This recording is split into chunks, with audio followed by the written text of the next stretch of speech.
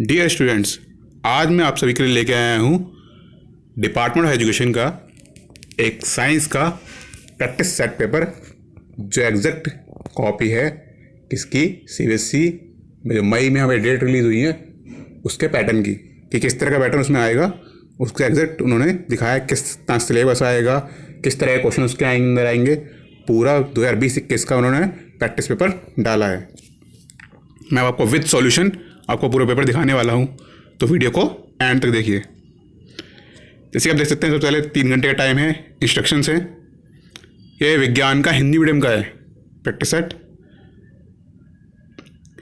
पहला क्वेश्चन है, जब हम मैग्नीशियम रिबन को हवा में जलाया जाता है तो इस प्रक्रिया का प्रेक्षण लिखिए। इसी में ऑप्शन में क्वेश्चन दे रखा है। फिर सेकंड क्वेश्चन है, बेकिंग सोडा का रासायनिक नाम और सूत्र लिखिए। ये 1 मार्क्स का क्वेश्चन है सारे, आप देखते जाइए। आप चाहे तो स्क्रीनशॉट भी ले सकते हैं। इसका सॉल्यूशन मैं आपको नीचे एक साथ सारे सॉल्यूशंस दे दूंगा। ये सारे 1 मार्क्स के क्वेश्चन ही चल रहे हैं अभी। जैसे कि मोटर कार की हेडलाइट में किस प्रकार के दर्पण का उपयोग किया जाता है, क्यों? ये बहुत इंपॉर्टेंट क्वेश्चन, बहुत बार रिपीट होता है। फ्लेमिंग के दक्षिणावर्त का नियम, ये बहुत रिपीट होता है क्वेश्चन। धमनी और शिरा में अंतर, ये सारे वो चैप्टर्स हैं, टॉपिक्स हैं जो आपको पढ़ने ही पढ़ने हैं। इसमें आपको सिलेबस भी कवर होगा और साथ ही साथ आपको एग्जाम में किस तरह का पैटर्न आ रहा है वो भी पता चलेगा। और किस टॉपिक से बच्चों को ये होता है कि टॉपिक के अंदर क्वेश्चन किस तरह के बनेंगे। उन्होंने पढ़ तो लिया, समझ लिया उसे, लेकिन उस पर क्वेश्चन किस तरह का फ्रेम होगा, किस तरह का क्वेश्चन बन सकता है, तो वही समझने के लिए आपको ये वीडियो देखनी बहुत ज़रूरी है। या निम्नलिखित आहार श्रृंखला में उसके पोषक स्तर को आरोही क्रम में लिखिए। पूरा आरोही क्रम लिखना है। बैक्टीरिया कवक जो जैव विघटक क्यों कहा जाता है, ये सारे 1 मार्क्स के क्वेश्चन थे। अब जो 14, 15 और 16 क्वेश्चन हैं वो आपके आते हैं अभिकथन और अभिकारण पे। इसमें 2 चीज़ें होती हैं, एक अभिकथन एक अभिकारण।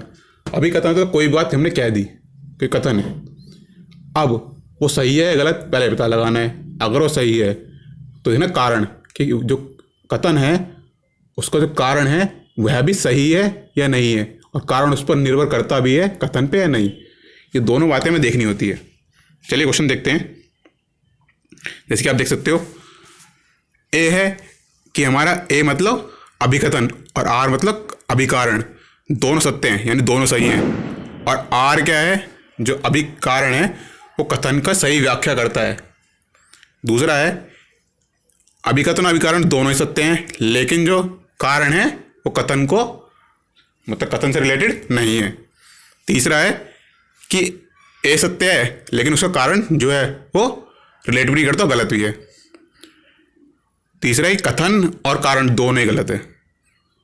तो पहला क्वेश्चन है, अभिकथन है श्वसन एक ऊष्माक्षेपी क्रिया है, तो पता लगाना ये सही है गलत है। ठीक है, और उसमें कारण लिखा है कि श्वास एक ऐसी प्रक्रिया है जिसमें ग्लूकोज ऑक्सीजन के साथ मिलकर कार्बन डाइऑक्साइड और पानी विकसित हो जाती है।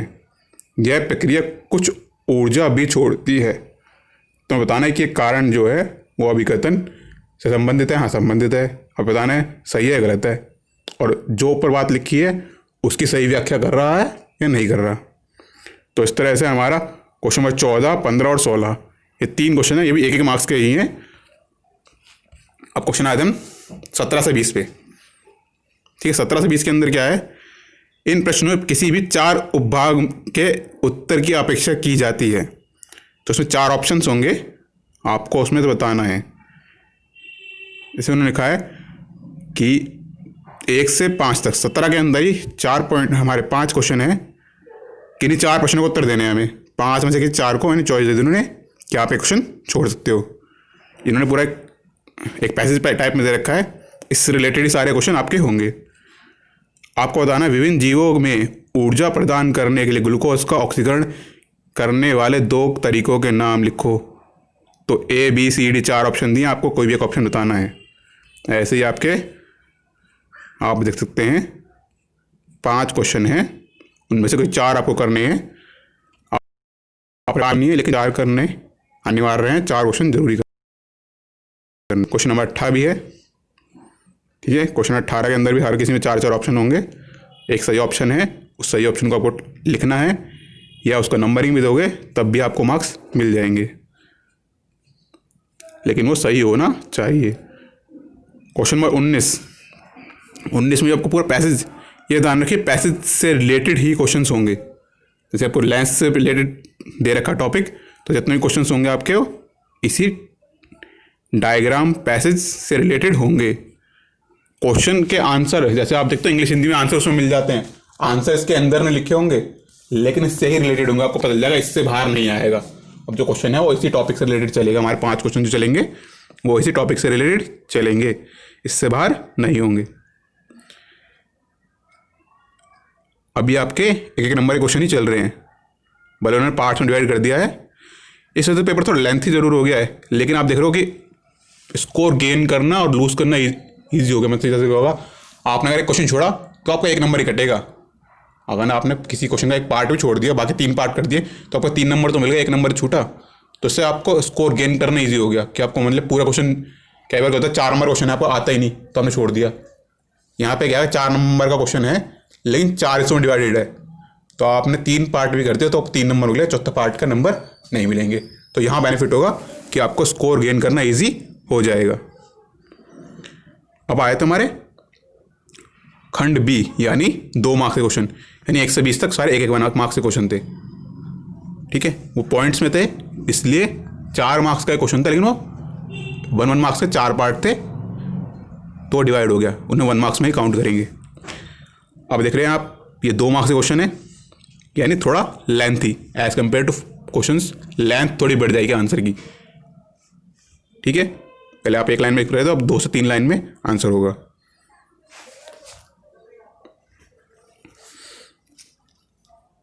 आप साथ साथ स्क्रीनशॉट ले सकते हैं।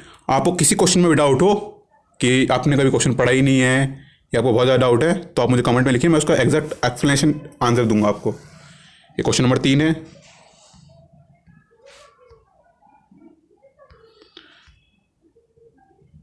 ये 3-3 मार्क्स के क्वेश्चन आ गए सारे। हमने देखा कि 26 क्वेश्चन, यानी 21 से लेकर 26 तक 2 मार्क्स के थे, अब आ गए आपके 3 मार्क्स के क्वेश्चन। इसमें भी ये जो क्वेश्चन है ये बहुत बार पेपर में रिपीट हुआ है। ग्राफ आई और वी का, यानी हमारा करंट और विद्युत विभवांतर का जो ग्राफ होता है, यानी करंट और वोल्टेज जो ग्राफ है वो, एक तो आपको पता है ओम्स लॉ को फॉलो करेगा तो स्ट्रेट लाइन ग्राफ आएगा। तो ये ग्राफ बनाना आना चाहिए और इससे रेजिस्टेंस निकालना भी आना चाहिए। तो ये बहुत इंपॉर्टेंट है। बुक के अंदर आपके एनसीईआरटी में सेम क्वेश्चन दिया हुआ है, बस वैल्यूज अलग है, तो आप उसको जरूर प्रैक्टिस करें। अब आगे चलते 3 नंबर के क्वेश्चन पे।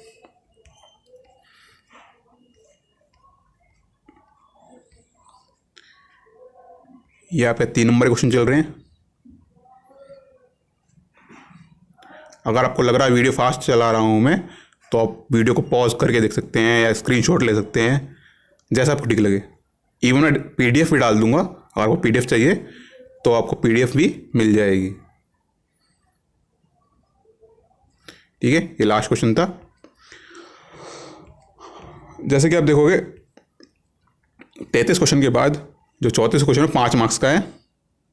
इसमें आप देख सकते हैं कि इसके अंदर क्वेश्चन की लेंथ बढ़ गई। तो उन्होंने ये पूछा है अल्कोहल और ग्लूकोज दोनों में हाइड्रोजन है, परंतु इनमें विद्युत चालन क्यों नहीं होता। तो आपको एक्सप्लेनेड आंसर देना है कि 5 मार्क्स का क्वेश्चन है, तो 5 मार्क्स का क्वेश्चन का मतलब 1 लाइन में आंसर नहीं हो सकता, थोड़ा एक्सप्लेनेड 2-3 लाइन में एक्सप्लेन करना है आपको आंसर को अपने। ठीक है, तो आप मार्क्स को देखकर अपने क्वेश्चन को, बच्चे क्या करते हैं 1 नंबर क्वेश्चन एक्सप्लेन कर दिया पूरा 4 लाइन का, और 5 नंबर क्वेश्चन 1 लाइन में आंसर दे दिया। तो ऐसा नहीं है। जिस हिसाब से क्वेश्चन है आप एग्जिस्टेंस में पढ़ोगे, वर्ड लिमिट सेट होती है। 1 मार्क्स का क्वेश्चन है तो 1 वर्ड या 1 लाइन में आंसर होना चाहिए। 2 मार्क्स का क्वेश्चन 2 से 3 लाइन में आंसर होना चाहिए। हमारा 3 मार्क्स का क्वेश्चन है तो 4 से 5 लाइन में आंसर हो सकता है। 5 मार्क्स का क्वेश्चन है तो 5 से 6 लाइन है। जैसे आप देख रहे हो कोई भी सिंगल पार्ट में क्वेश्चन नहीं होगा, 2 से 3 पार्ट में क्वेश्चन है। इसमें 2 पार्ट, इसमें 3 पार्ट, फिर 2 पार्ट, तो इसका मतलब एक पार्ट में 5 लाइन, दूसरे पार्ट 5 लाइन, तो 10 लाइन का तो आंसर हो गया ना। 5 नंबर क्वेश्चन है, 10 लाइन का आंसर तो आपका ऑलरेडी हो गया।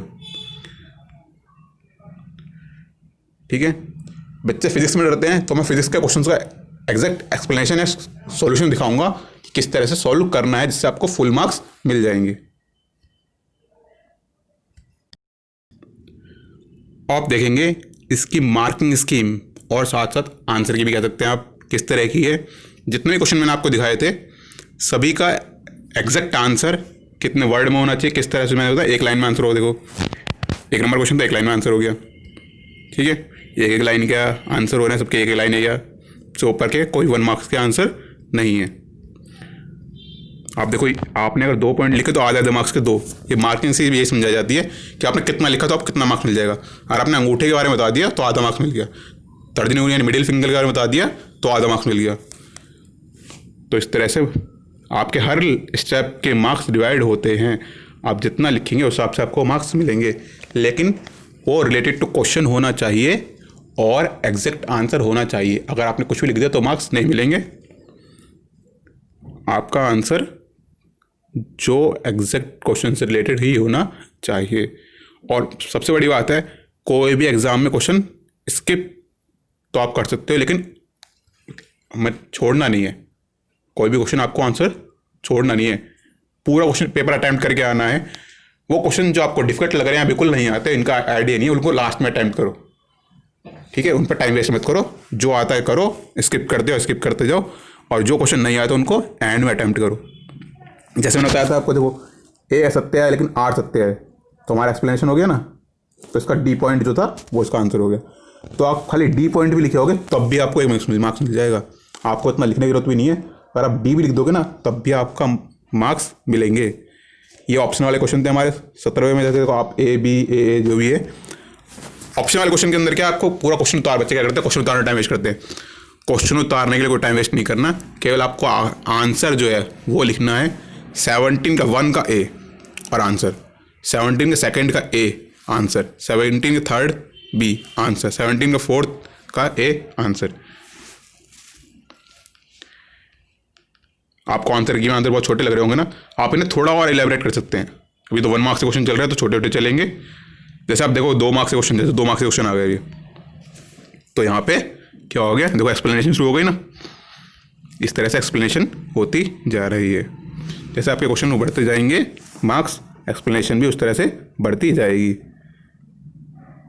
मैं किसी ग्राफ की बात कर रहा था, वीआई ग्राफ की, कि इसमें देखोगे आप स्ट्रेट लाइन आ रही है, ओम्स लॉ को फॉलो कर रहा है, और इसके अंदर डिफरेंस, आप डिफरेंस निकाल के, जैसे 10.2 में से उन्होंने 0 को माइनस करा है और 3 में से 0 को माइनस करा है और डिवाइड कर दिया। वी ऊपर ए नीचे, यानी वोल्टेज डिवाइड बाय करंट, और आपका रेजिस्टेंस आ जाएगा। ये दिखा रखा है किस तरह से कॉम्बिनेशन पॉसिबल है हमारे हाइड्रोट्री के अंदर, F2 के अंदर।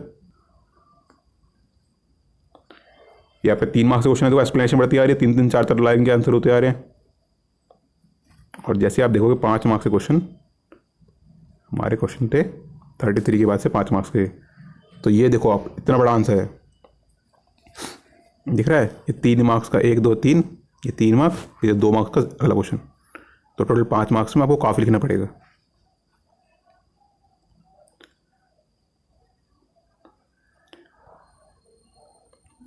ये आपका पेपर लास्ट क्वेश्चन था।